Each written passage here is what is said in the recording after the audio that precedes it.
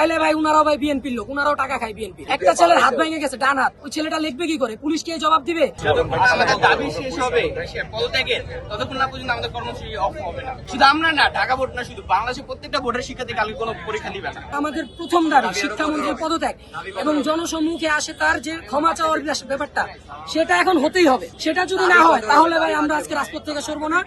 এবং আমি একটা অনুরোধ করবো একমাত্র আমাদের লিডারদের, যারা আমাদের জুলাই আন্দোলনে ছিল গতবার, সার্জিস ভাই, নাহিদ ভাই, যাদেরকে আমরা সাহায্য করছি, তারা যদি আজকে আমাদের সাহায্য করতে না পারে, তাদের এই ভাইদের যদি উনারা সাহায্য করতে না পারে মার খাওয়ার পরে, তাইলে ভাই উনারাও ভাই বিএনপির লোক, উনারাও টাকা খায় বিএনপি।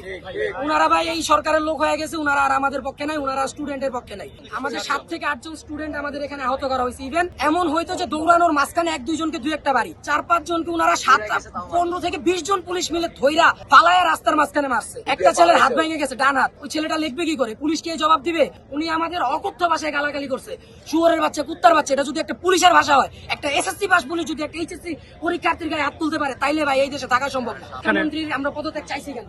এই কারণে আমাদের লাঠিচার্জ করা হচ্ছে। আমরা আমাদের 5 জনের প্রতিনিধি দল, আমরা 1 জন পর্যন্ত রেডি করছি। যদি একজনও বলে আমরা একজনই পাঠাবো। আমরা আমাদের লিখিত কাগজও আনছি, ওনারা সেটা নিবে না। আমাদের ওই সময় কোনো প্রতিনিধি দল ছিল না, আমরা সবাই প্রতিনিধি। এখানে কোনো এরকম নাই যে একজন প্রতিনিধি দল বা 2 জন প্রতিনিধি দল। আমরা এখানে যারা আছে সবাই প্রতিনিধি দল। দিকে আমরা রওনা দিয়েছি, কিন্তু আমাদেরকে পুলিশ ব্যারিকেড দিয়ে আটকিয়ে দিয়েছে প্রধানমন্ত্রীর কারণে, যে উনি ওখানে আছে, ওনার নিরাপত্তা। আচ্ছা, ওনার নিরাপত্তার কারণে আমাদের গায়ে যে হাত দিচ্ছে, আমাদের কোনো নিরাপত্তা নাই, আমাদের কোনো নিরাপত্তা নাই, ওনারা আমাদের গায়ে হাত দিচ্ছে। আমি এটা বিশ্বাস করি যে প্রধানমন্ত্রী মনে করেন যে আমরা ওনাদের বাচ্চা, কিন্তু আজকে আমাদের যে আমাদের গায়ে ফ্ল্যাশটা বন্ধ করেন বৈশাখী।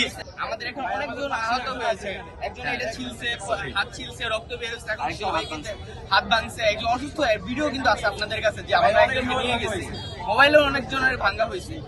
আমাদের দাবি শেষ হবে পদত্যাগের, ততক্ষণ না পর্যন্ত আমাদের কর্মসূচি অফ হবে না। উনি যে পরীক্ষা দিকে, আমরা এখানে আজকে কেউ কালকে পরীক্ষা দিব না। শুধু আমরা না, ঢাকা বোর্ড না, শুধু বাংলাদেশের প্রত্যেকটা বোর্ডের শিক্ষার্থী কালকে কোনো পরীক্ষা দিবে না। আগে হচ্ছে পদত্যাগের দাবিটা আমাদের মানা হবে, এরপরে হচ্ছে সকল দাবি আমরা বলবো এবং হচ্ছে পরীক্ষা আমরা বসবো। তার আগে আমরা পরীক্ষা বসবো না, শুধু ঢাকা না, বাংলাদেশের প্রত্যেকটা বোর্ড।